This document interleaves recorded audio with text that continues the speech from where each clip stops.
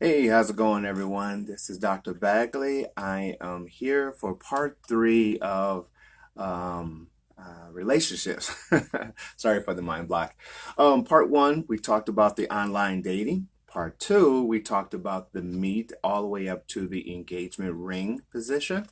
And today we're going to talk about relationships, what it is, and how to maintain it long term. Everyone has that idea or that frustration of when you meet someone and things go together, but somewhere down the line, somewhere says 6 months, some a year, some whatever, but it just doesn't go, and we can't figure it out. So let's talk about what a relationship is in a different point of view than what is commonly expressed out there in books and other people. And hopefully, the way I present it to you, you should have a better idea of what a relationship is and how to have it long term once you get to that position of after engagement to marriage. So, this is a from marriage all the way forward position. So let's go on the board. We'll talk about what it is, and then I'll give you an outline of the next slide, and then I'll break away, and then let's talk about that. All right? All right, let me get you guys. How's everyone doing out there? Good, good, good. So, what is a relationship? Well, at the end of the day, relationship is not necessarily two people. It is two people coming together, but what a relationship is, it's an invisible wall within the walls of two individuals. Inside the wall, we call it the kingdom. So you have a man and a woman, or a king and a queen. The wall itself is the relationship. Now, again, we talked about fear and compatibility in part two video. So if you're not sure about that, go back and look at part two. So this is the outline of what I'm saying about a relationship. It's an invisible wall around two people, and we'll go into that. So let's go into here, and then, like I said, we'll talk about this, outline it, and then I'll go into it. So we're going to get into customs, mostly in religion, financial, sexuality, boredom. So in a context, what I said was the relationship is the invisible line called the wall, and inside is considered the kingdom. Let's, for example, the man and the woman, you have the king, the queen. This is the kingdom. The kingdom is protected by the wall. The wall is considered relationship. We're going to talk about forgiveness and care. Let's talk about selfless and control. All right. So let's go back and let's have some dialogue. Okay, so if a relationship is an invisible line around two individuals, the two individuals are male and female. They have themselves, they have their own desires, they have their own will, they're all of that, customs and all of that. So they're two different individual people. But when they come together in a relationship, that relationship called marriage is now defined as a true relationship. That's that invisible line called the wall. When you're in a relationship, the only thing you have to protect is the wall. If anybody who knows me for a while knows, I talk about we need to protect the relationship, not necessarily me. If you do something, you're doing something not necessarily against me, but you're doing it against the relationship, and vice versa. So in context, the relationship itself is more important than the two individuals by themselves. Because if you look at the two individuals by themselves, the two individuals can break from the wall relationship into two individuals. And that's what we're trying to stop. A couple of things that a lot of marriages need to really focus on when it comes to a relationship. Man and woman married, okay? Customs. Now, in context, I said customs, and I parenthesize religion, because a lot of times people get into a relationship, and then later they grow into a different point of life, and in a lot of cases, religion somewhat gets in the way. One person, they both are not saved. Let's use Christianity's terminology. they're not saved. And so when they start off, they're not saved. But then when the relationship grows, then one does decide to get saved. And when that does happen, that could be a conflict and that threatens the relationship by itself. One needs to understand that when you have a relationship in the customs or religion, the relationship is very delicate. So, how you handle your growth as an individual within religion and how you handle the relationship, you have to be very mindful and delicate of your way of doing it. Okay? So, I'll give you, for example, in New Testament, it says, ladies who typically go to religion point of view before a guy would, it says, how do you not know the conversations that could uh, change the individual, the man? So be mindful of that position. Another things to be mindful is financial. You start off in a certain financial level, then you go into a different financial level, and then when you financially it changes those levels, the relationship is then threatened. I'll give you an example. There was an attorney, and the attorney made good money, and then his wife was a nurse, and she made decent money in comparison. He decided he wanted to start a nonprofit organization, and when he did that, his financials dropped dramatically. But then the woman, the wife, who was the nurse, said to him, I don't like this lifestyle. You need to become a lawyer. And he says, in the argument back and forth, that this is where I'm feeling that I can have a better interest and helping more people. And so she left him because of financial reasoning. The relationship, when you go into that, you have to start off in a financial. Are they compatible financially, the good and the bad? And I believe a lot of in the marriages, those speeches there, they actually talk about that. Sexuality, that changes. The hormones just by themselves. Sexuality in a man, their hormone drops a little bit while the woman's escalate. So be mindful of that. That is something that you really have to understand and be mindful. I've always, in the sexual relations and marriages, I've always said, ladies, if you have a guy who's kind of not so straightforward, introduce different toys so he can learn how to please you. Because even biblically, it says husbands and wife, and I'm paraphrasing, husband and wife learn how to be of the world to please one another. So be mindful of sexuality. And here's the third one that not too many people talk about: boredom. Boredom in a relationship is almost as bad as not having money nor sex. To be in a relationship and be bored can destroy a relationship extremely fast when they go outside to fulfill that boredom to pleasure.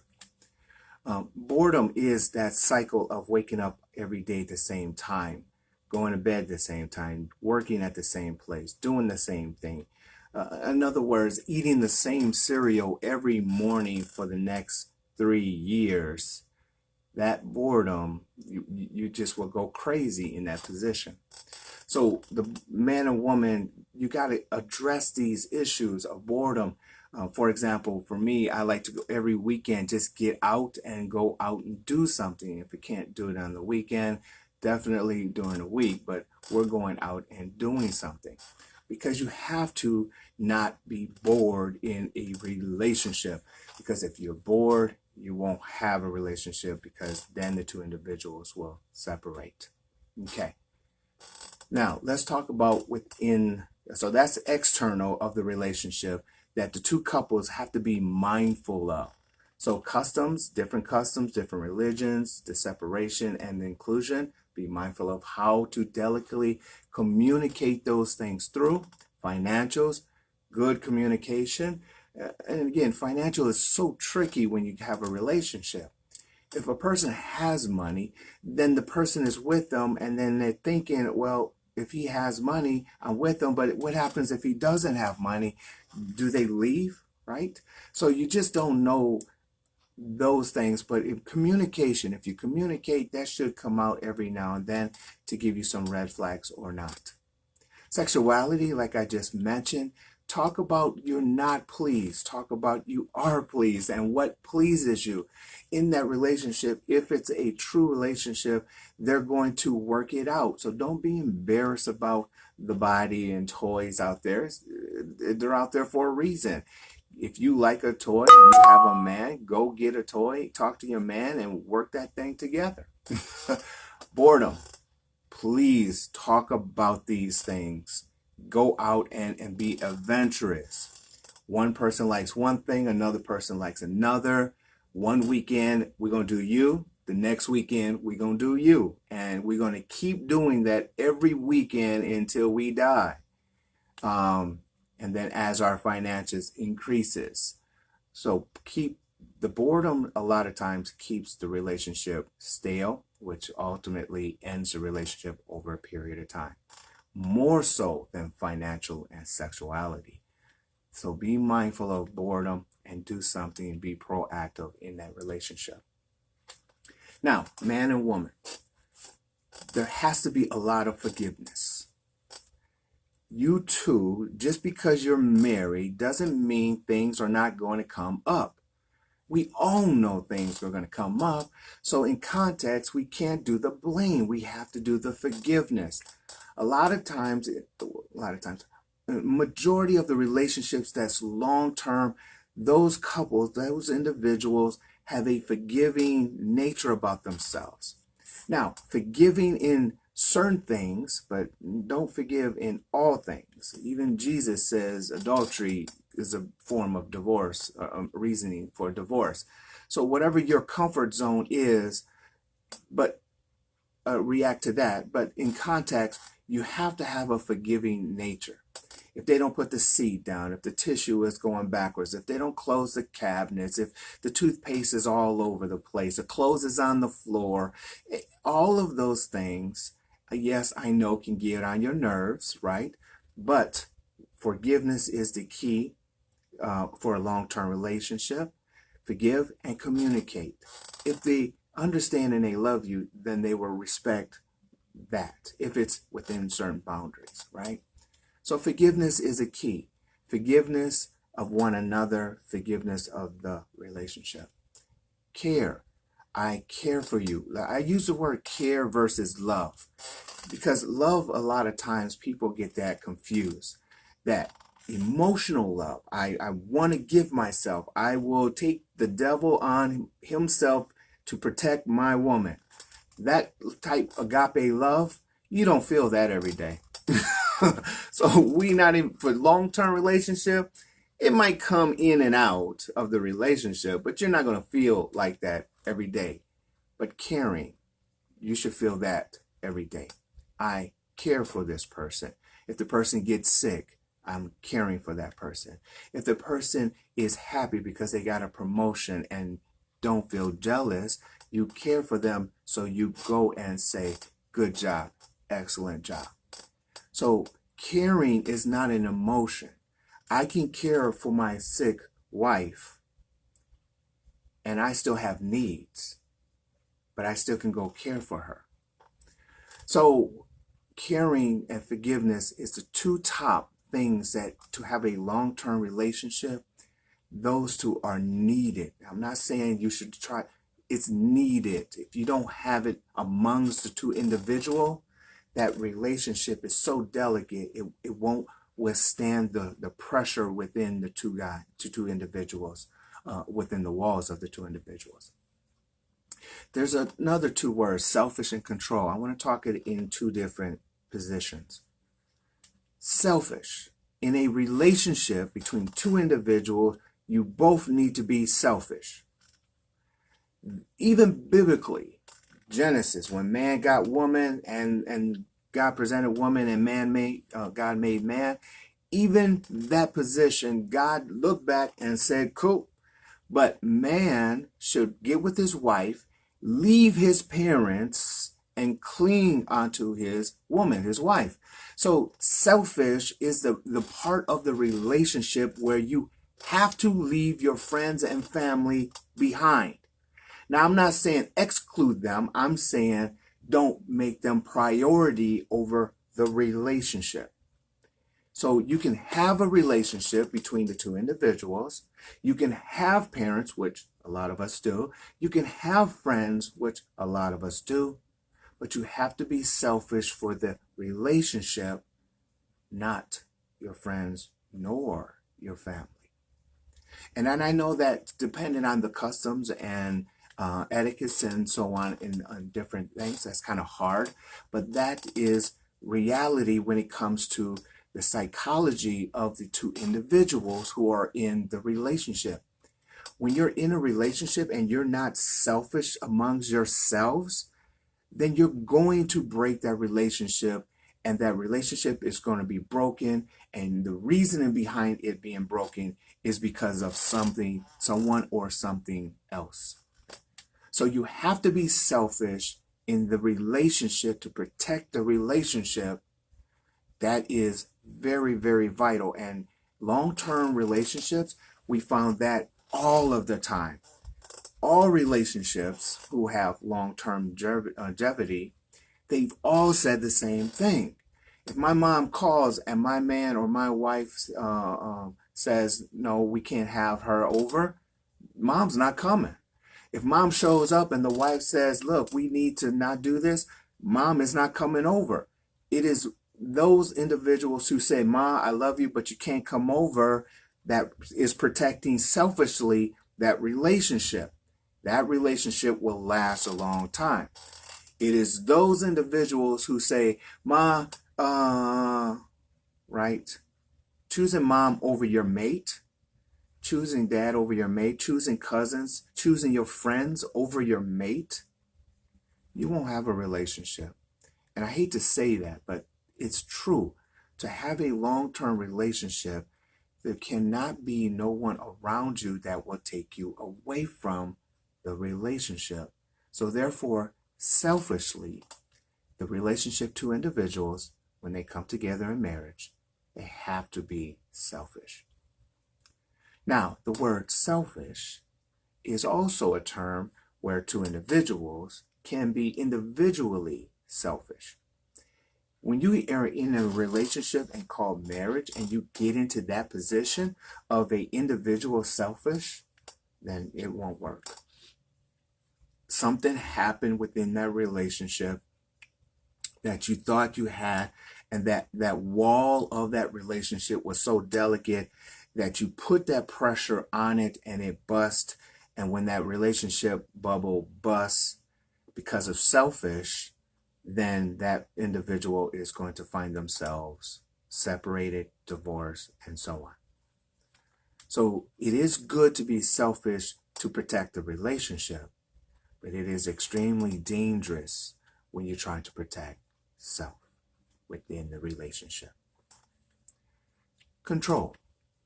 Control is a different beast. It is, I'm controlling. So control means I'm controlling. Controlling is very good in a relationship. We need to be mindful to be controlled, as well as take control, as well as be controlling to protect the relationship.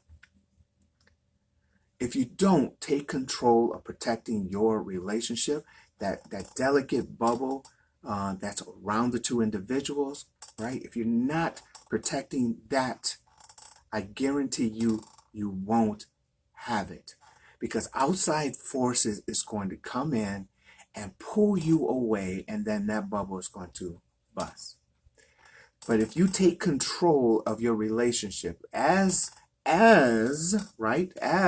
people have been taught to take control of your life, take control of your finances, and take control of everything else, take control of your relationship. Make sure that that wall is protected within the two individuals. So you got to control to protect the relationship. Now, That's when two people can work together. That's when they come to a common goal. That's when they have two individual, let me say it this way, two individuals profession is not the necessarily controlling. It's the when you two individual professions come together and they're going towards a common goal. Take control of that. You will have a successful relationship. Now, on the outside, if an individual is controlling the other individual, then we have issues. We won't have a relationship because a relationship cannot base it. The bubble cannot withstand the pressure that is going to be put on the individual who's controlling the other individual. But when two people are together, different professions, but they come together and have a plan and they work the plan and they control that, that's a beautiful thing in the relationship. But if two individuals control one another, that's the worst thing you can ever, well, not the worst, but it's still pretty bad to be part of that. So what is a relationship? Let's go recap on the board because it's been a while. So, and let's get into what I just said and let's move on from there. All right. So what is a relationship? It is that wall. Within it is the kingdom with that relationship. Okay. So we talked about customs, religions a lot of times. They have issues from there. A lot of times financial getaway, sometimes sexuality, sometimes boredom. So what is a relationship? It's the kingdom, man and woman. The relationship is that delicate bubble around them let's call it the wall. And then forgiveness, care, selfish, and control is what we just talked about. Now, this relationship here could and then extend out into, hey Dave, what's up, brother? It could extend out to the same kingdom, same relationship. Now it's extended. Now the titles, man, woman, is now changed to father, mother, kids. Same concept. That bubble around there is very delicate. Father needs to help mother, mother needs to help father, and they both need to come together to raise the kids. Raise the kids for what? A man or a woman. That's what we're raising kids for. And then this relationship needs to be protected. And yes, you really have to be selfish. You really have to be control. You really got to have forgiveness. You really got to have care. You really got to stay out of boredom. You really got to have sexuality addressed and financials and customs when you have kids. Okay. So be mindful of that. Now, from that position, it will grow into grand titles, grandmother and father. You have mother and father, you have kids, but the relationship is around that whole part. Okay. So if we take all of what we just said here, apply it to each level, then you're going to have relationships, because what happens in each level that I did not put on the board, we have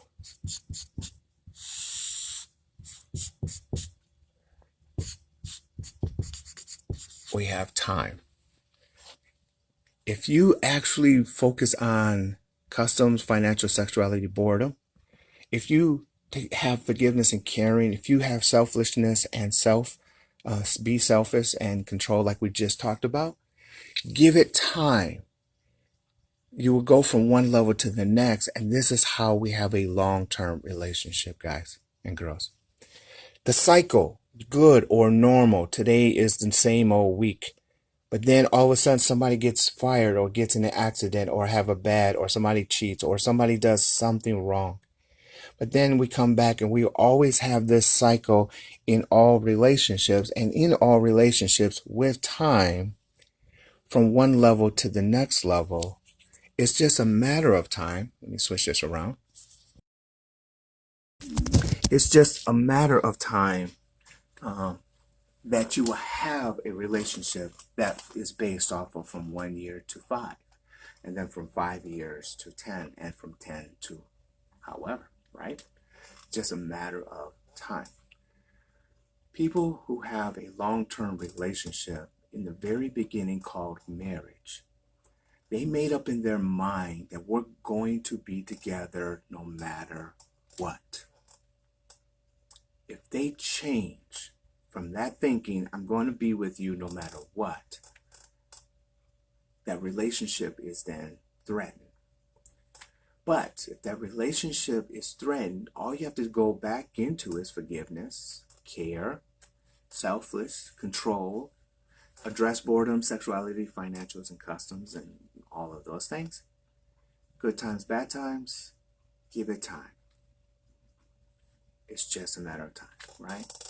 So that is my 2 cents, if you will, of what does it mean to have a long-term relationship, knowing what it is. So if I say, honey, we're protecting the relationship, that means we're protecting both of us. I'm the king, you're the queen. We're protecting the relationship, all the way through the kids, all the way to the grand side of it.